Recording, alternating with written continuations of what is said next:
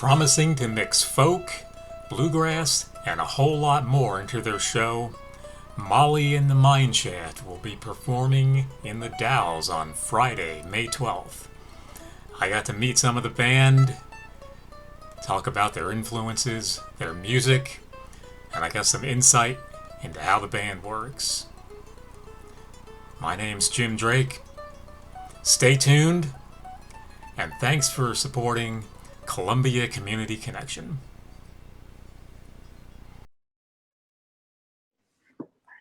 Slide. Hey! Hi, you guys.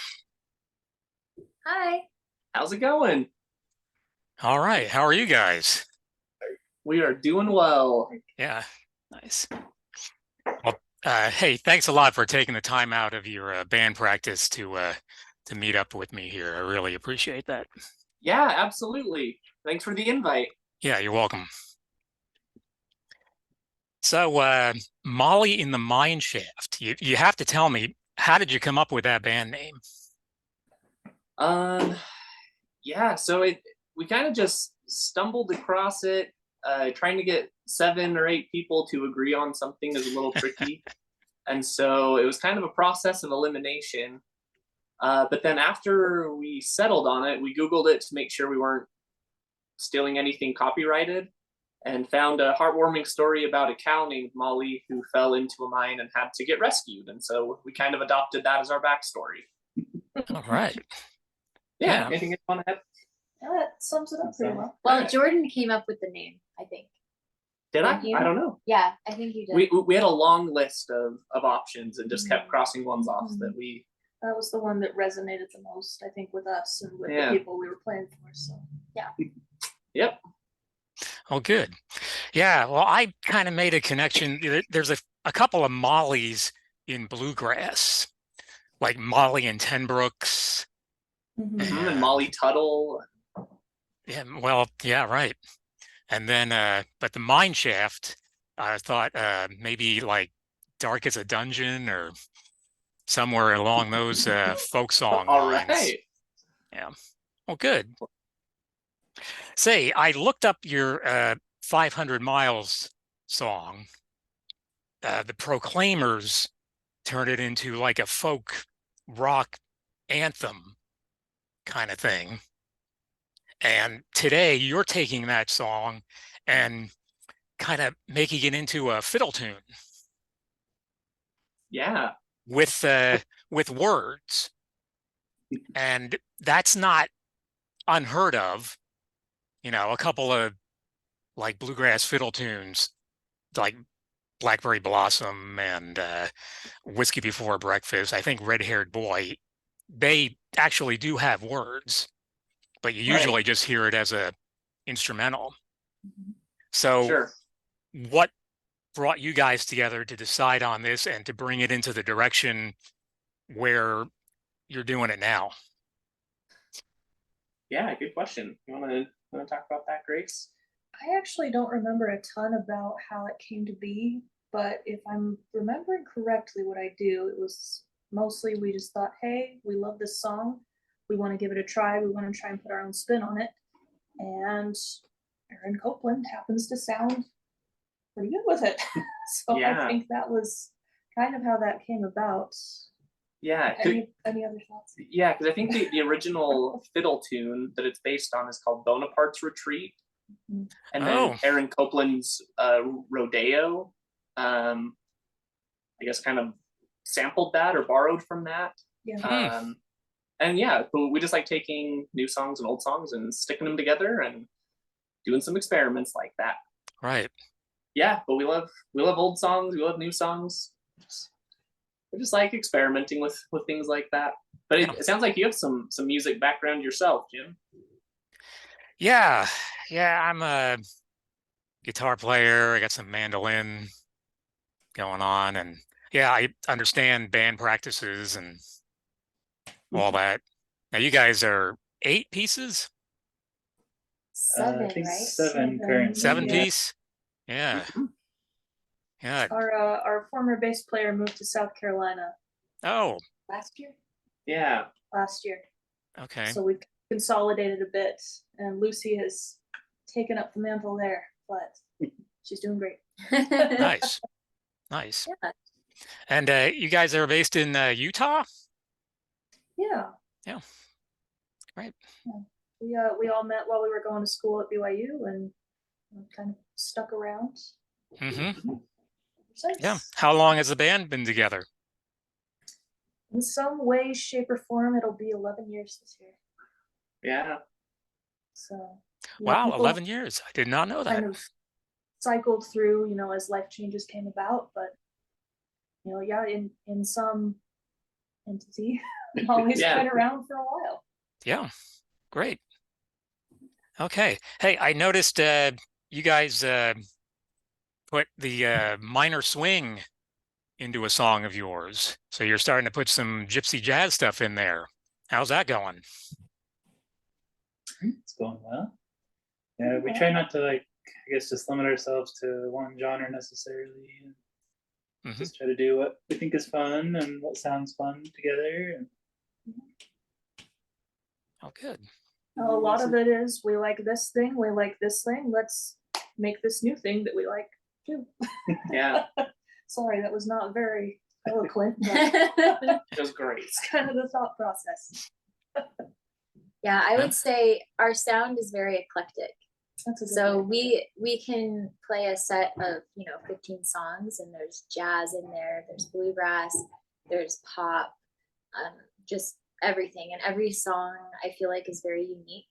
So that's something unique about our group too, is that we each take lead on different songs, and they all sound a little bit different based on who's singing, who's kind of like the lead instrumentalist, and what type of genre of music we're playing. So I think that really kind of makes us unique. Yeah. Can you just talk about a couple of your influences, where you what you like to listen to get ideas from? I heard you mention Peter, Paul, and Mary when I was coming in. I grew up on that stuff. Yeah, right. Yeah, that's where I grew up. Those were the kinds of records that were laying around.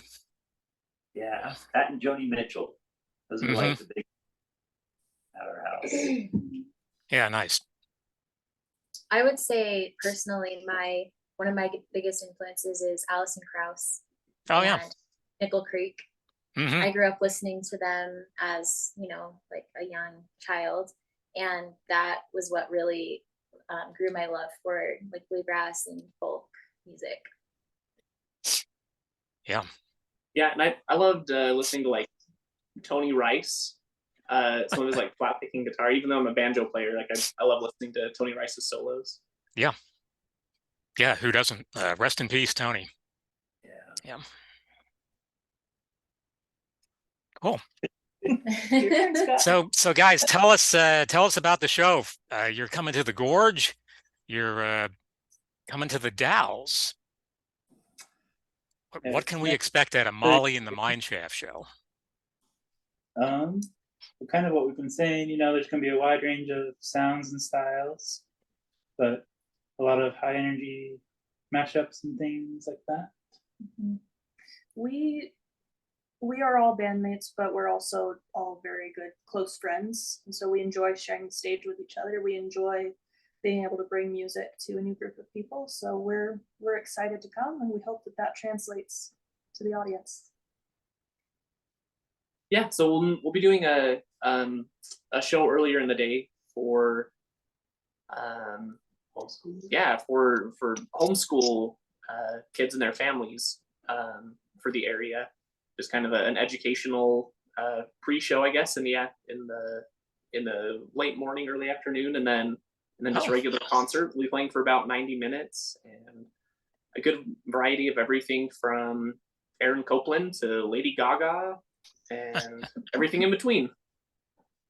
Nice.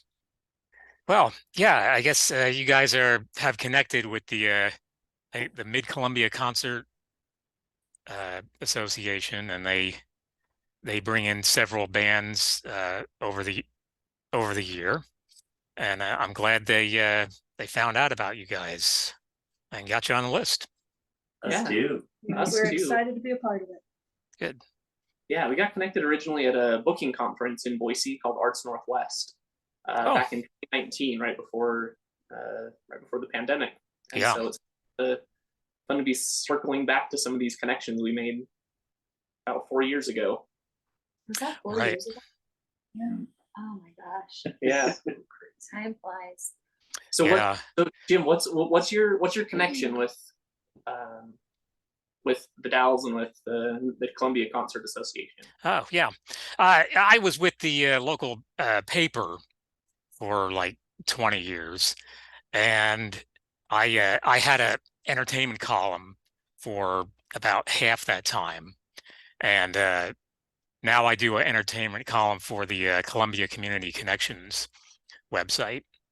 So I try to find out what's going on, with gigs and music and arts and books and things like that. And every once in a while, I've been trying to upload a few videos of some, music interviews and get people Cool. interested in the show and, Yeah.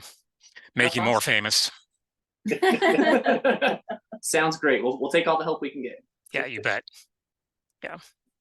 Yeah. And I've been around the local music scene for like 20 years or so. So I appreciate bands that come in and like to meet them and, find out about their influences and check them out. Yeah, totally. Well, we were excited and honored we got invited to come. Great. And just let's do one more. You've got a new album called Hard Times Come Again No More. Is that your latest? And how was working on that and getting it to see the light of day? That is our most recent. It is. That song is another classic folk song from Yeah, sure is. Towns Van Zandt. No, Stephen Foster. Stephen Foster. Yeah, Stephen Foster from right after the Civil War. And just after going through the pandemic and everything that entailed, it seemed like a good message to try to get out there, and that hopefully we can all be able to move on from this thing, and that better things will be coming for all of us. Yeah. It was recorded pre-pandemic, and then it kind of took on new meaning as events unfolded. Yeah, it's changed the way we look at it for sure, but it has more poignancy, I think, to us now. Yeah. Yeah, and one of my favorite parts about that song that we play is, I think Alex, are you the one that kind of brought that to the group? Yeah. He plays the octave mandolin on that song, and it's just beautiful. Like it just sounds so incredible, and I think it's just very unique sound that you don't hear very often. So I don't know. Are you bringing your octave to the show? I was planning on doing the guitar, but I can bring my octave. Yeah, sometimes he I think plays. you have to. You are Now now. I have to. Sometimes he plays guitar, sometimes he plays octave, but I am a big fan of the octave mandolin. Yeah. Well, I'm a fan when anybody brings in more of the mandolin family to bands. So. Oh yeah. Totally. I was gonna say something else about the album. With our most recent album, something that I loved was bringing more original music into that album than previous ones. I mean, we tend to do a lot of covers and a lot of, like we said, mashups of like traditional music with new music, and that's kind of what we've done for a really long time. But I feel like in that album we tried to bring a lot of original music in, and that was really fun. So I think we'll be playing some of those songs next week. Yeah, there's like a theme to each of our albums, and that one was kind of like honoring current songwriters and past songwriters. It's very much like a tribute to songwriting or songwriters, kind of album. All right. Well, great. Well, I want to thank Molly and the Mineshaft for taking the time out of their important band practice. I know how important it is. And nice to meet you guys. And thank you. Nice to meet you too. Yeah. Thank you. All right. Well, it sounds like the future of folk music and ties to bluegrass is in good hands and going to continue on for a few more years. Yeah. That is the hope. Yeah. We'll do what we can. Thanks, Jim. Thank you. All right. Thanks a lot, you guys, and Okay. safe travels, and have a good show. Okay, All we'll right. see you soon. Thanks. We'll see you next Bye. week. See you later. Take care. Bye.